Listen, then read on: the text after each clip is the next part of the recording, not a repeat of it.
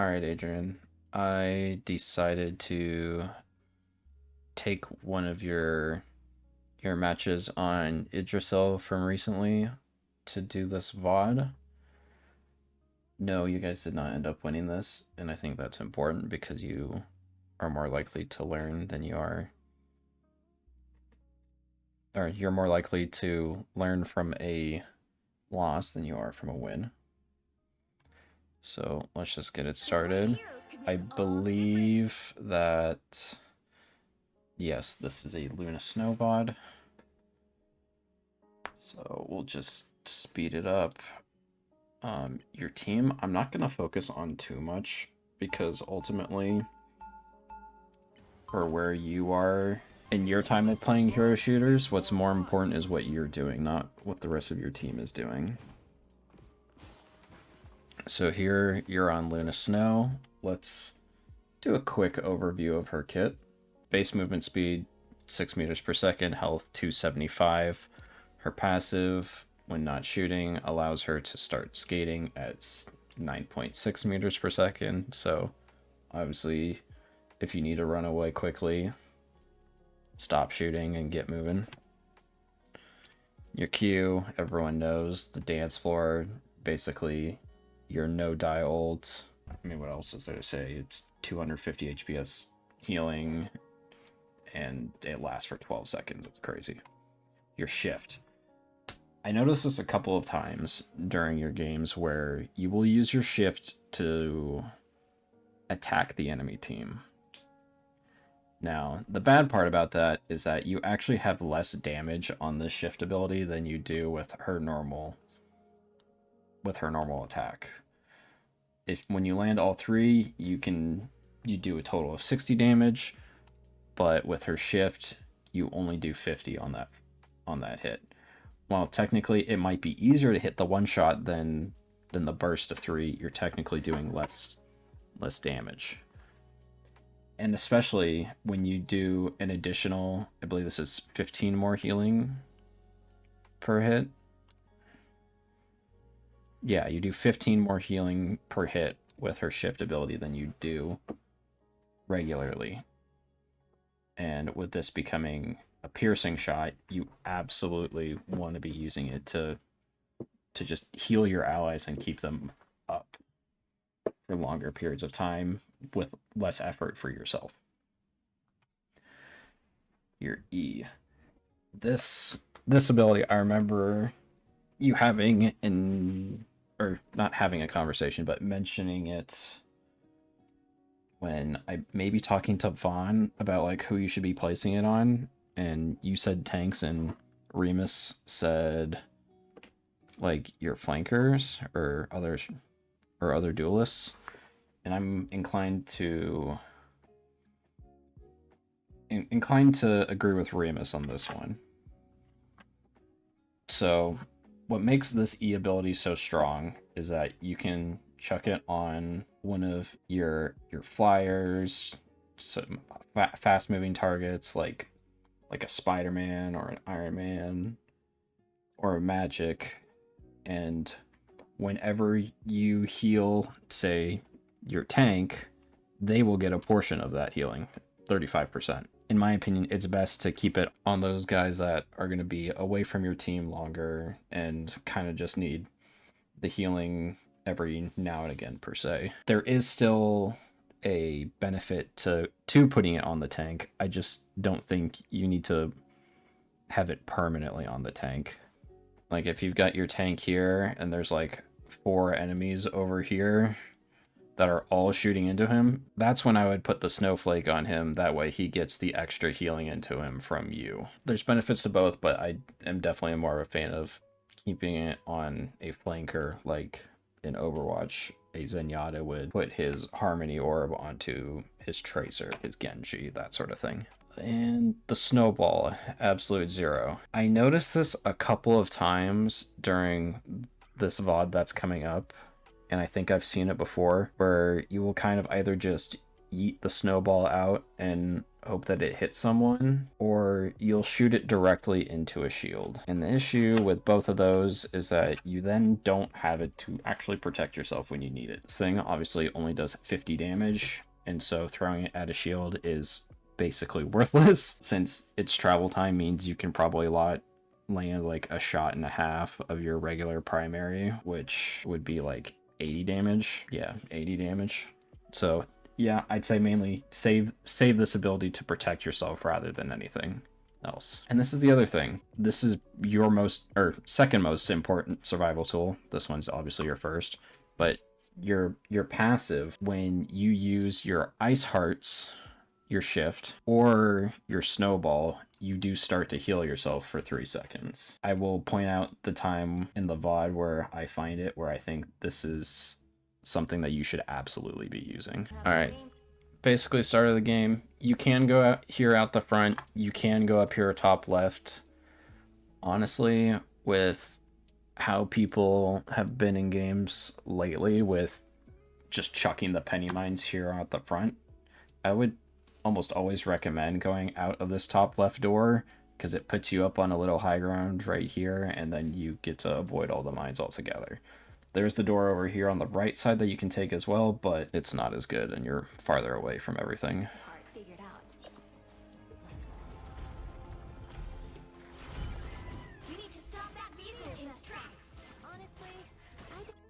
Quick question. What are you shooting at here? I can see the enemy outlines around here, and I can see that there's nobody here at all that can harm you or is harming your team. If there's no one there, I would save your ammo, make sure you stay full. That way, if a fight does happen, you don't end up running out when you need it most.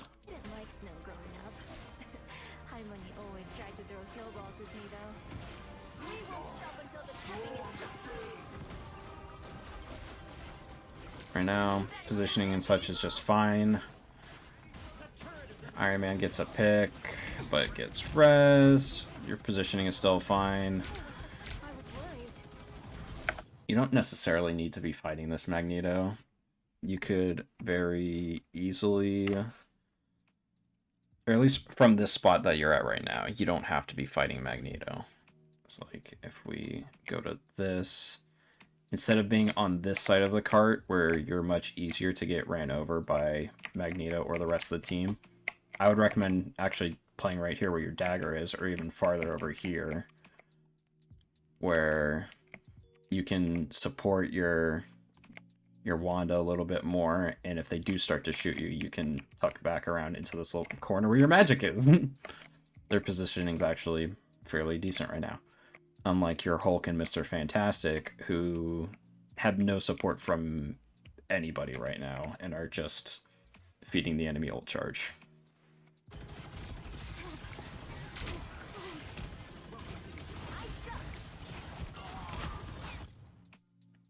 I was wrong. That's not your Wanda. My bad. That's the enemy Wanda. It's later you get a Wanda, but still, that spot over where she was is a little bit better view than sort of standing here just taking shots. But like I mentioned in the description of the ability, right here, you don't need to be using your shift. It does less damage. You're kind of still just vaguely shooting at where the enemy team is, instead of throwing your snowflake on magic and keeping her up.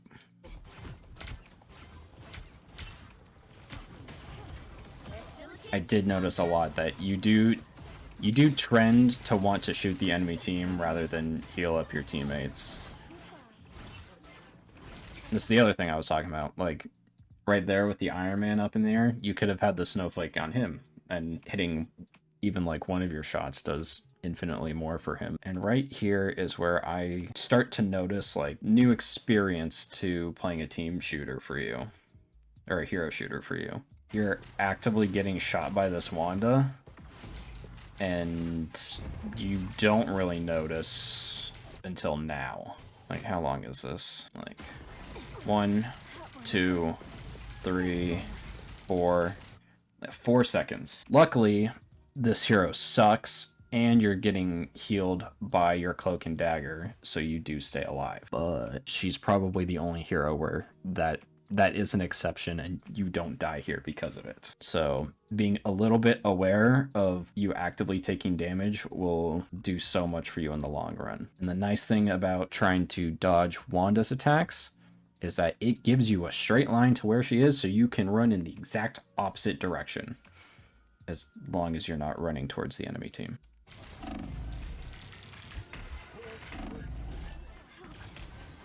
Yeah, right here you're getting poked by Magneto.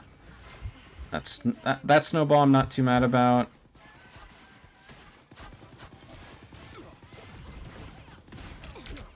But like here you're choosing to shoot the Magneto when like your Hulk and Magic were taking shots, your Iron Man is still low. I sort of want to get it into your head that shooting the enemy, it's not the priority for you. As the strategist, you do want to be keeping your team up as your first priority, and then tickling in damage when you can find the bandwidth to do so. Like those couple of seconds, you're kind of just shooting, but not really hitting anything.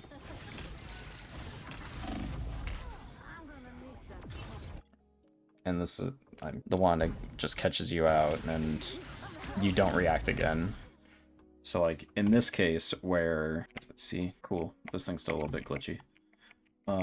So in this case, Wanda starts attacking you from up here on the high ground versus down here on the low ground.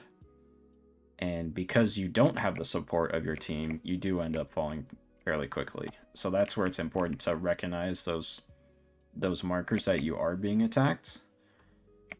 And actually in this case, the 180 runaway strat does work, where you just run 180 degrees away from her beam and you're basically off and away to safety.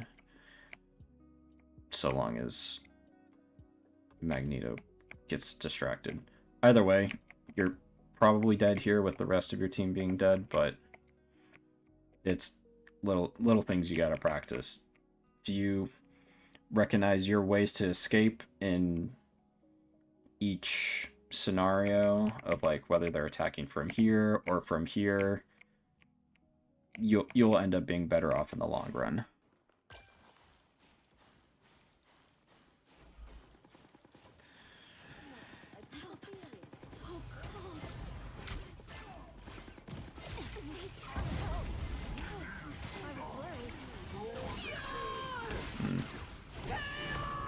So, first and second death happen very, very close to each other. That's neither here nor there, but this one is actually very avoidable. So, like Iron Man ult, Wanda's bomb is line of sight. And when she pops it, she only has a limited amount of distance she can go before she explodes. She starts all the way back here when she pops it, and you're basically right in line with her for it. But you can run a bit faster. You think maybe I can make it all the way there, but unfortunately you don't have enough time. You and essentially everyone here dies from it. But she can't hold her load the entire time and lets it loose early before crossing this pillar or this barrier right here. If you had just moved here, this right side of the barrier, you're completely safe. And you don't die to this.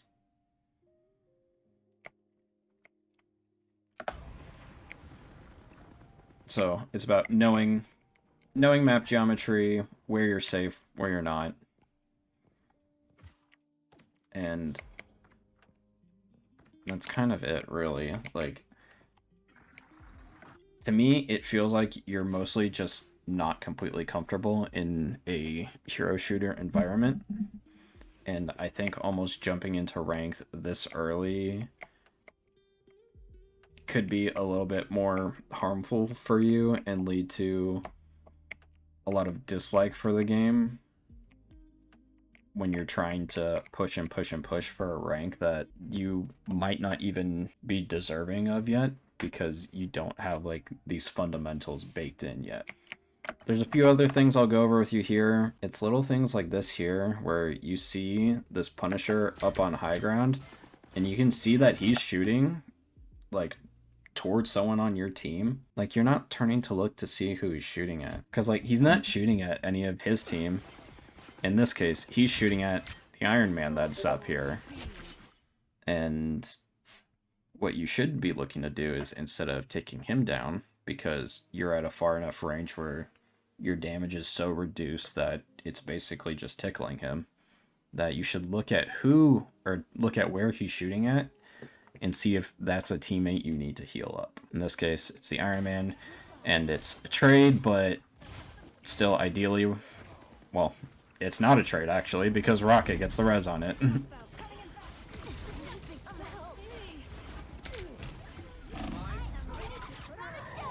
I'm not the biggest fan of this ult here, because this ult is so strong that using it just to heal kind of just says more that you aren't really hitting your shots and keeping them up that way. It's a 12-second ult. You want to be using it to counter mainly this Punisher ult right here, or matching the Mantis ult, or the Invisible Woman ult, or even surviving through the Rocket ult if that's becoming too strong. But just using it to heal is not the best thing.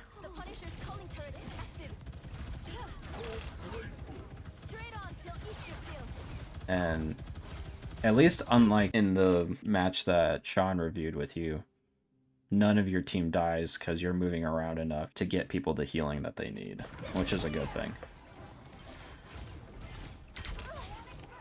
And right here is a scenario where if you are this close to the enemy's no-die ult, you just need to get the hell out of dodge.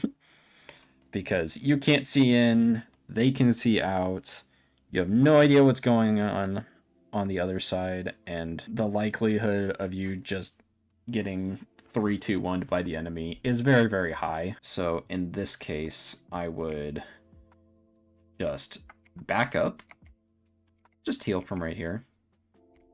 You're a bit safer. Everyone's still in your range. Sorry, you're more than a bit safer. You're way safer playing right here, where you can still see everyone, but you're not close enough to the enemy to get immediately popped. So like right there, you actually got saved by your Hulk, but you're standing way too close to this front line. And this is kind of what we've mentioned a couple of times with you, where you just need to back up and you'll be safer, your team will be safer, and you won't have as hard of a time hitting your teammates and keeping them healed up.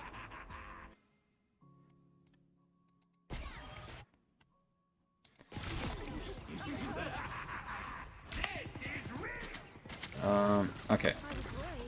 You do have all your cooldowns up. And you do turn around and acknowledge that she is shooting you. So, in this case, I would start with... Actually, it doesn't make a difference. I would just use one of these two abilities to get your self-healing started and hopefully pressure her out. The part that does make this hard is that she's getting the damage boost from the Rocket ult that's still there and just kind of shreds you, which is unfortunate. Like, I'm sure that's a second where you're alive and then dead. Now might be a good time to stop them. Even I think you're crazy, Cass. I'm back in the fight.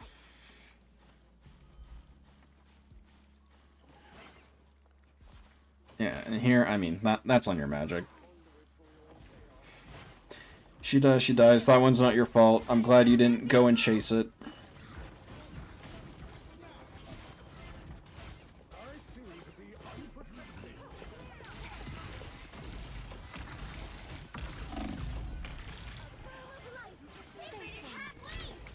Okay, also, good job staying alive with the Wanda jumping you this time, but this is another sort of line of sight issue that Sean had mentioned in his, where you're sitting in this spot here where you can be shot at by multiple different people, whereas as soon as you stop getting, or as soon as this Wanda is out, you can literally either stay here or back up a little bit more and still have full healing range to your teammates.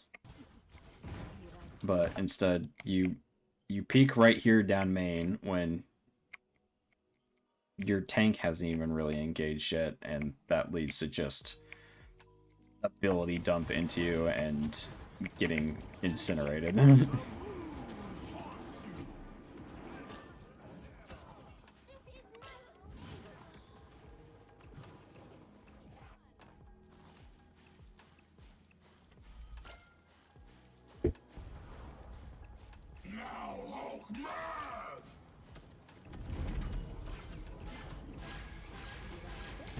Get back. I mean,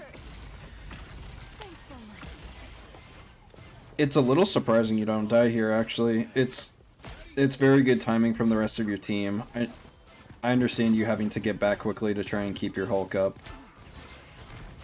And unfortunately, Wanda just catching you out. And he dies for it, but that's on him for staying way too long.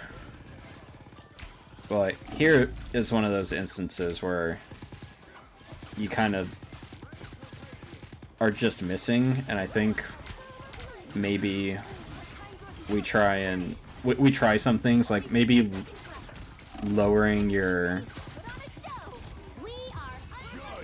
sensitivity or changing your crosshair a little bit by like tightening that circle so that even if you are aiming with the edges of it, like it kind of looks like you are, you'll still be getting some value from it other than just completely missing. If your current crosshair is like this, then I would either recommend just doing the dot, or maybe even doing the dot in a tighter circle, or moving to crosshairs. Now, this ult I do have a little bit of a question about with how you've used it, because you used the last one, or the previous one, pretty well, but this one you kind of just stand on the outside of this invisibility ring, which granted you do only have 4 seconds of left, but you don't know what's happening in here, and while you're basically invincible, I'd like to see you go inside, make sure that you're keeping your team up, and then retreating once it's almost over. Because, like, in the case of your cloak, she just completely tried to run away from even your ult, and that's why she dies to the Punisher. And I don't want to say anything about that Iron Man ult. That is just awful.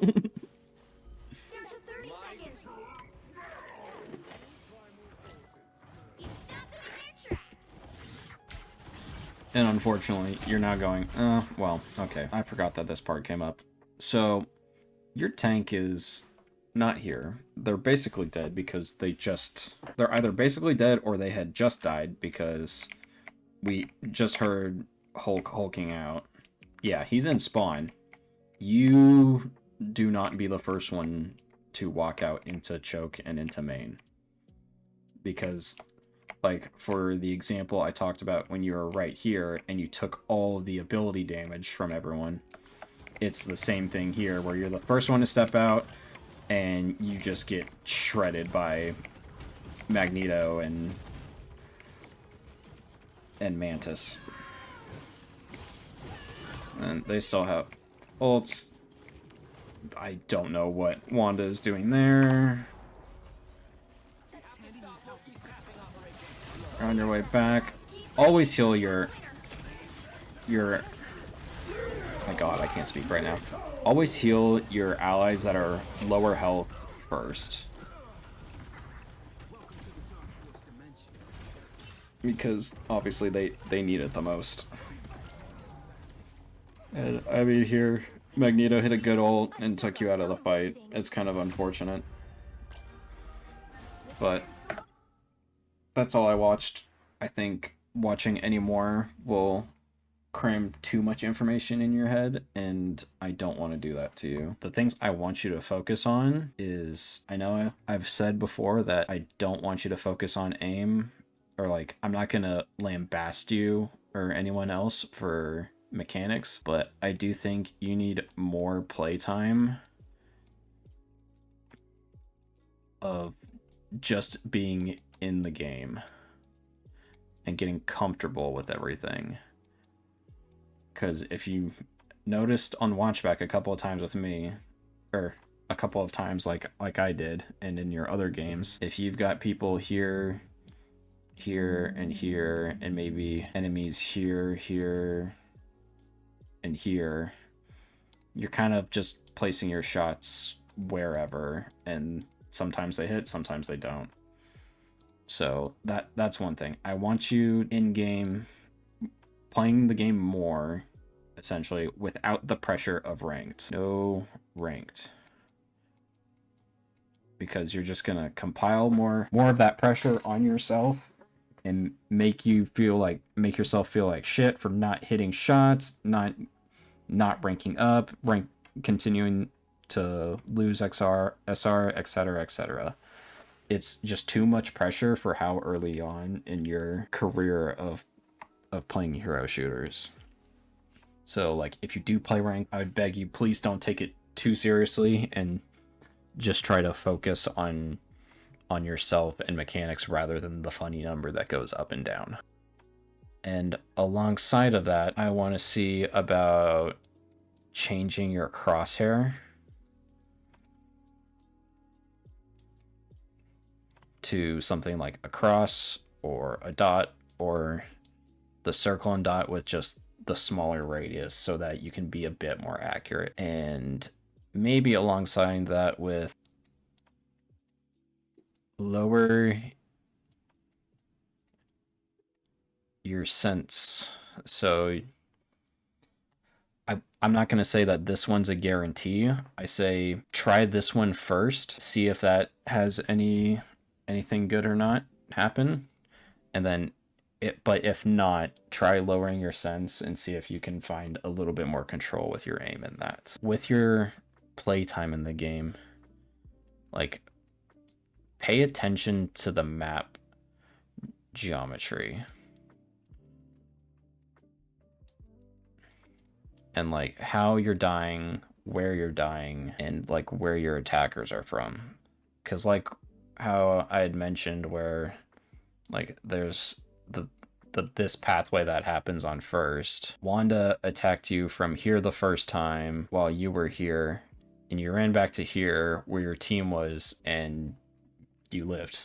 That one was very good. But then we saw the next time when she attacked you from here, when she was up on this high ground and you were here, you kind of just stood here, let her shoot you, and then you died. So being a little bit more aware of how you do still have map advantage to your side, and you can run a different way and get out and keep yourself alive so you can keep your team alive. The last thing I will mention is focus, or at least as a strategist, focus on heals versus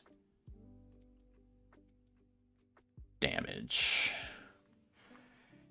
Yes, there are some supports where that's not necessarily how you play them, but in this case of you playing Luna, you definitely want to focus on heals over damage. So like, if we were to break up the cast into sort of like your main healing ones and your main damage ones, you definitely have Luna Snow on this side. You have Invisible Woman on this side. You have Cloak and Dagger on this side. And you have Rocket on this side. For more damage ones, you have Adam Warlock. You have Loki. You have Mantis. Jeff is a weird, like, in-between one, where depending on playstyle, he can go either this way or that way. And kind of same for Loki, honestly. But yeah, especially for who you've been playing with Luna and Cloak and Dagger, as far as I know, you definitely want to focus more on your heals than putting out damage to the enemy team. Because, like, I haven't even looked at the stats here, but if we check from here, you can see it compared to the other, or to the Invisible Woman, who is hitting way more of her shots than you, but has around the same amount of healing.